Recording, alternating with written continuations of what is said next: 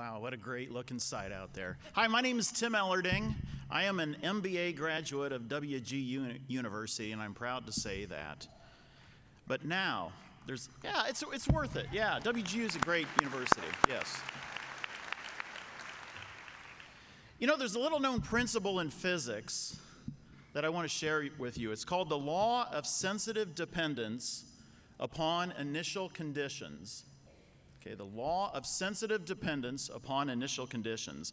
What this law displays is how one small change in one little system can forever impact events and occurrences in the future.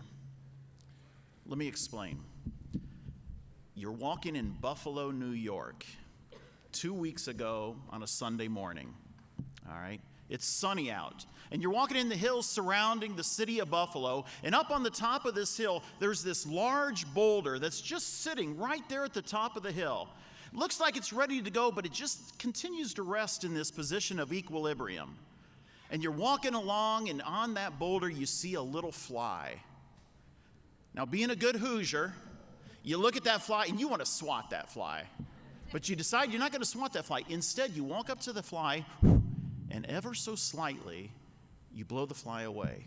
Just a slight puff of breath, as light as a butterfly's wings. And now with that force that you have just put on that boulder, you start to see that boulder start to sway back and forth. And pretty soon it succumbs to gravity and goes tumbling down the hill. Now, below that boulder is a series of other rocks, yet another ledge, and they're sitting there resting, and they take the full impact of that boulder, and they go tumbling. And then there's another ledge, and that goes tumbling, and on and on and on. Pretty soon, you've created an avalanche of boulders. Now, stick with me. Here's where it gets fun. That avalanche then plugs up a river that's down at the bottom of the mountain. That river backs up and causes a bridge to flood out. That bridge was a state highway that had all kind of traffic, including the Indianapolis Colts football team buses. You have now delayed the Indianapolis Colts football team bus to get to Buffalo Bills. They have to cancel the game, schedule it 2 days later, letting the Indianapolis Colts 2 more days of practice, a little bit of attitude adjustment. They come into the game, they win the Buffalo Bills game, propels them into the New York Jets game this past Monday, another win. Our state professional football team is now 2-0 because you blew a fly off a little boulder in Buffalo, New York. Great job. It's all because you blew a little fly off a little boulder. One small change, one amazing effort, one amazing result.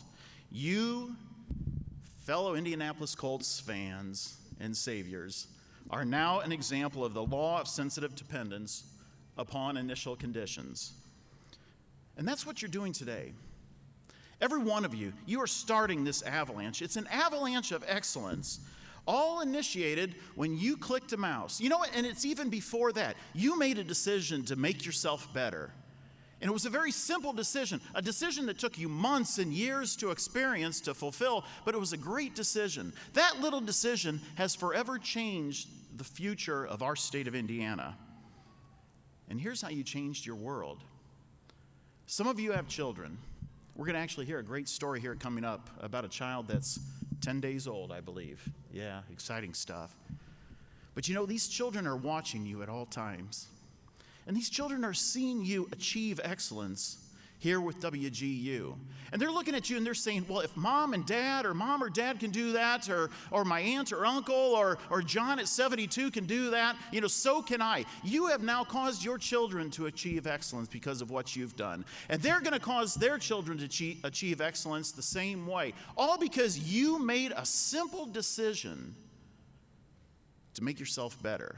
You have started an avalanche of excellence.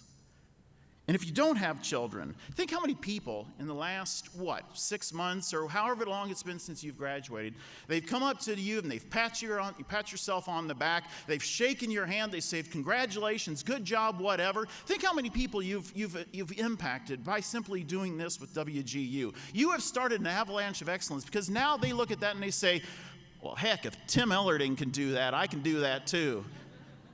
So they go and start their own avalanche of excellence, all because you made a decision to become great. I'm 52 years old, 20 years younger than young John back there, all right? And why did I do this? Why did I go to WGU? You see, I have a great career. I work with great people. We achieve great things. I mean, we are changing the world in Wells County and what we're doing up there. But several of my relatives even came up to me and they said, Tim, why would you want to spend good money on another piece of paper that you're going to hang on your wall? I mean, the world tells me to take it easy. It tells me to hop on the lazy boy, grab the remote, order a pizza, and watch 87 reruns of The Big Bang Theory. Penny, yeah.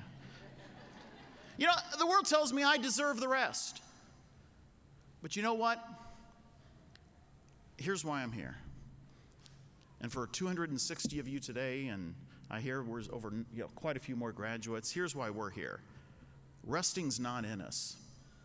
Every one of us has hundreds of years of living that we want to squeeze into the next 20 or 30 or 40 more years. We have our own avalanches that we want to start. We have our own greatness that we want to do here in this great state of Indiana.